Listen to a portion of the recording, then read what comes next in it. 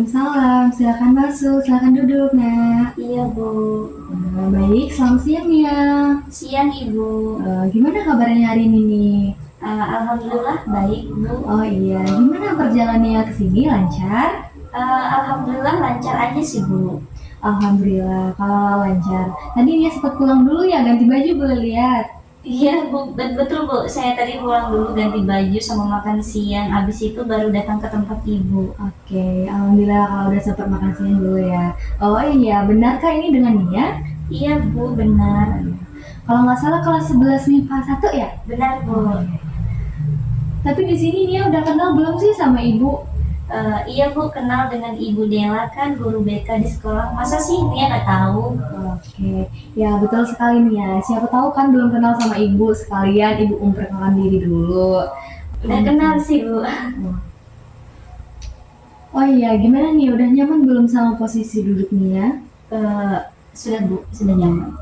Di sini Ibu ingin bertanya nih, sebelumnya apakah udah siap Nia ini untuk mengikuti sesi konseling pada saat ini? Insya Allah siap, Bu. Oke, apakah Nia udah pernah melakukan sesi konseling sebelumnya?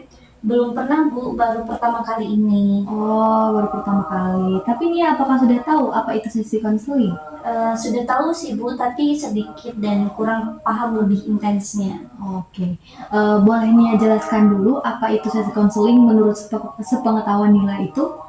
Jadi sesi konseling yang menurut Nia itu proses bantuan yang dilakukan oleh guru BK kepada konseli, yaitu Nia sendiri, untuk mengatasi masalah-masalah siswa tersebut. Gitu bukan sih, Bu? Oke, betul sekali itu. Jadi dalam sesi konseling ini juga ada beberapa asas Nia yang perlu dipegang. Jadi yang pertama itu ada asas keterbukaan, di mana Nia itu harus terbuka sama Ibu tentang masalah yang Nia hadapi saat ini, dan tidak ada yang ditutup-tutupi agar tidak terjadi miskomunikasi di antara kita berdua. Yang kedua itu ada asas kesukarelaannya, yang dimana Nia itu datang ke tempat Ibu ini dengan sukarela dan tidak ada paksaan dari orang lain ya Nia ya. Yang ketiga itu yaitu yang terakhir, yaitu asas kerahasiaan, yang dimana pada sesi konseling ini langsung hingga awal dan akhir akan dirahasiakan sebaik-baiknya dan akan terjaga apapun itu masalahnya. Apakah Nia sudah paham? Sudah, Bu.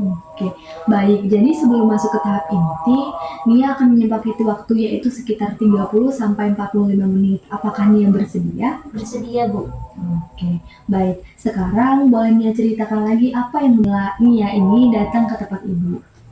Saya mau cerita dengan jujur ya, Bu. Soalnya akhir-akhir ini saya benar-benar merasa cemas. Oke, terima kasih sudah mau terbuka Nia. Coba ceritakan lebih lanjut apa yang membuat kamu merasa cemas akhir-akhir ini. Sejak jadwal ujian akhir diumumkan, Bu, saya langsung gelisah setiap hari melihat kalender ujian. Jantung saya berdebar kencang, tangan saya dingin, dan saya susah tidur, Bu. Oke, kamu merasakan reaksi fisik juga ya? Kapan biasanya perasaan itu muncul paling kuat? Biasanya malam sebelum ujian sih, Bu. Saya sudah belajar seharian, tapi begitu berbaring di tempat tidur, pikiran saya nggak berhenti. Saya mikir semua kemungkinan jelek, kayak semisal bagaimana kalau lupa semua materi, atau bagaimana kalau nilainya jelek. Oke. Kadang kayak saya malah nangis sendiri, Bu, karena merasa tidak sanggup. Oke, baik. Jadi pikiran-pikiran itu yang memicu munculnya kecemasan kamu ya. Menurut kamu, apa yang membuat kamu begitu takut jika hasil ujian itu tidak bagus? Saya takut mengecewakan orang tua, Bu. Mereka sudah berharap banyak, apalagi kakak saya dulu lulus dengan nilai bagus. Saya takut kalau hasil saya jelek, mereka kecewa dan marah. Oke, Ibu mengerti. Kamu merasa ada tekanan karena perbandingan dari harapan keluarga. Itu membuat kamu merasa terbebani ya? Iya, Bu. Saya merasa beban itu semakin berat setiap kali ujian mendekat. Saya jadi sulit berkonsentrasi belajar, padahal saya tahu materinya. Begitu melihat soal latihan saja, saya langsung gugup dan pikiran saya kosong. Oke, jadi walaupun kamu sudah belajar, rasa cemas itu justru membuat kamu kesulitan mengingat materi itu ya? Iya, Bu. Kadang saya merasa seperti bodoh, padahal saya tahu saya sudah berusaha. Tapi setiap kali ujian, kepala rasanya blank. Setelah ujian selesai baru saya ingat jawabannya. Itu bikin saya frustasi banget, Bu. Oh, itu pengalaman yang sering dialami oleh orang yang mengalami kecemasan ujian. Nia, jadi bukan kamu yang tidak mampu, tapi kecemasan kamu yang mengganggumu untuk fokus. Sekarang ibu mau tahu nih, apa kamu ingat kapan pertama kali kamu merasa cemas seperti itu? Kemungkinan sejak kelas 11, Bu. Waktu itu saya gagal di ujian tengah semester, nilainya di bawah rata-rata. Setelah itu saya jadi takut setiap kali ujian datang, rasanya seperti trauma, takut terulang lagi. Oke, baik. Jadi pengalaman gagal di masa lalu membuat pemicu utama ya Nia ya. Ketika kamu mengingat pengalaman itu, pikiran dan perasaan apa yang biasanya muncul? Saya langsung terbayang-bayang wajah orang tua saya waktu tahu nilai saya uji jelek. Mereka diam tapi kecewa, Bu. Saya juga malu sama teman-teman yang nilainya bagus. Sejak itu saya sering berpikir, kalau saya gagal lagi, pasti semua akan kecewa. Jadi pikiran seperti saya akan gagal lagi atau semua akan kecewa sering muncul menjelang ujian ya Nia ya. Iya, Bu, pikiran itu datang terus. Saya tahu itu belum tentu benar, tapi susah banget untuk berhenti memikirkannya. Itu wajar Nia. Pikiran seperti itu dalam CBT disebut dengan pikiran otomatis negatif. Muncul tanpa kita sadari dan langsung mempengaruhi emosi kita, bukan? Akibatnya, tubuh itu bereaksi seperti jantung berdebar, tangan dingin, dan susah tidur seperti yang kamu alami itu Nia. Kalau kamu menilai dari skala 1 sampai 10, seberapa cemas kamu saat ujian ini mendekat? Mungkin sekitar 9, Bu. Kadang sampai nggak bisa makan, bahkan waktu belajar pun saya gelisah terus. Oh baik, berarti tingkat kecemasannya cukup tinggi ya. Kita akan bekerja sama untuk menurunkan sedikit demi sedikit. Untuk saat ini, Ibu ingin kamu sadar bahwa kecemasan muncul karena ada pola pikir yang tertentu dalam pengalaman masa lalu yang memicunya. Langkah berikutnya, bahas bagaimana cara menggali pikiran-pikiran itu dan mengganti dengan yang lebih realistis ya. Iya, Bu. Dalam CBT, ada konsep penting yang disebut dengan pikiran otomatis, yaitu pikiran spontan yang muncul tiba-tiba tanpa kita sadari ya. Terutama saat menghadapi situasi yang membuat kita tegang, pikiran-pikiran itu seringkali negatif dan membuat perasaan kita jadi tidak nyaman. Iya, Bu, kayaknya sering kayak gitu. Pikiran jelek langsung muncul sendiri tanpa bisa dikontrol. Oke, betul. Nah, coba Ibu ingin tahu, saat kamu tahu ujian itu sudah dekat, apa pikiran pertama yang muncul di kepalamu itu? Biasanya saya langsung mikir, aduh, saya pasti nggak bisa ngerjain soal-soalnya. Kadang juga muncul pikiran, saya pasti lupa sama materi pas di ujian, pas di ruang ujian. Oke, baik. Jadi pikiran seperti muncul itu munculnya otomatis ya, tanpa kamu rencanakan. Iya, Bu, belum mulai belajar pun sudah merasa takut dan yakin kalau bakal gagal. Oke, nah coba perhatikan.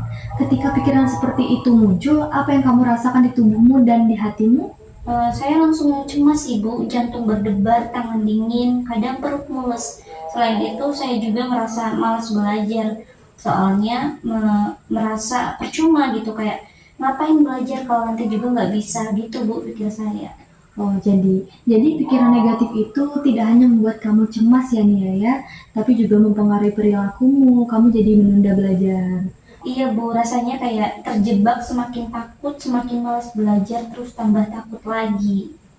Itu sangat umum terjadi ya Nia dalam CBT, kita melihat hubungan antara pikiran, perasaan, dan perilaku. Contohnya, pikiran saya tidak bisa menimbulkan perasaan cemas, lalu perilakumu jadi terhindar atau malas belajar seperti ini yang Nia alami saat ini.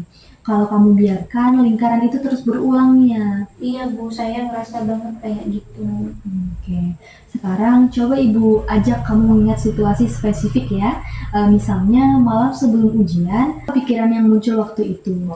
Biasanya berpikir, percuma belajar, saya pasti gagal. Atau kalau nilai saya jelek, mama papa pasti kecewa. Oke, baik. Jadi ada dua pikiran yang sering muncul ya Nia ya. Iya, Bu. Percuma belajar, saya pasti gagal. Kalau nilai saya jelek, orang tua pasti kecewa. Itu yang dipikiran Nia. Iya, Bu. Sekarang Ibu ingin tahu, apakah pikiran-pikiran itu selalu benar atau hanya perasaan takut yang membuat berpikir itu begitu berlarut-larut? Kalau dipikir-pikir belum tentu benar sih, Bu, tapi sulit buat saya percaya diri. Kayaknya suara di kepala saya selalu bilang begitu, Bu. Sekarang kita coba alat coping untuk tubuhmu ya Nia ya, namanya latihan pernapasan diafragma. Ini adalah tombol rem yang bisa kamu gunakan saat gejala fisik muncul yang Nia rasakan itu muncul. Ya seperti tarik nafas perlahan, hitung sampai 1, 2, 3, hembuskan. Itu diulangi sampai berkali-kali hingga Nia itu merasa lebih lebih lega dan lebih nyaman. Oke. Mari kita gunakan juga waktu itu untuk menanamkan afirmasi positif nih ya. Tutup mata kamu sebentar dan dengar kata-kata ibu lalu resapi maknanya. Ulangi dari hatimu, kecemasan yang kurasakan hanyalah alarm palsu dalam pikiran yang tidak realistis. Ulangi lagi, aku memiliki bukti keberhasilan dan aku mampu belajar serta berusaha semaksimal mungkin. Sekarang buka mata kamu, ini ibu ingin kamu yang memvisualisasikan dirimu sendiri. Bayangkan saat ujian ini tiba, kamu bangun pagi, kamu merasa sedikit berdebar dan kamu segera melakukan latihan bernapas itu. Kamu masuk ke ruangan ujian dan saat berpikir negatif, saya pasti gagal punya mulai muncul dan kamu langsung ingat kalimat realistismu itu. Kamu tersenyum hingga kamu tahu bagaimana cara mengendalikannya. Kamu mulai mengerjakan soal dengan fokus dan tenang. Karena kamu juga mempersiapkan diri dengan baik, itulah Nia yang sesungguhnya, siswa yang tenang, fokus, dan siap menghadapi tantangan itu semua ya Nia ya. Yang selanjutnya adalah penekanan konsistensi harapan. Kecemasan itu mungkin akan muncul lagi besok ya Nia, lusa, ataupun saat kamu membuka buku matematika, ataupun saat ujian mendekat. Tapi sekarang kamu tahu caranya merespon. Kunci utamanya adalah konsistensi. Teruslah menulis di buku kognitifmu setiap hari, teruslah berlatihan nafas anggap ini adalah latihan mental fisik yang harus kamu lakukan untuk menjadi versi terbaik untuk dirimu sendiri. Oke, baik. Jika kamu merasa kesulitan dalam seminggu pertama, kamu boleh datang lagi ke ruangan ibu atau datang lagi ke rumah ibu ya Nia ya. Tapi ibu tantang kamu, tunjukkan bahwa kamu bisa mengendalikan dirimu sendiri tanpa bantuan orang lain. Ibu yakin kamu mampu nih ya. Bagaimana, apakah kamu siap menerima tantangan itu? Saya siap Bu, saya akan bawa buku ini kemana-mana dan saya akan buktikan saya bisa lebih tenang.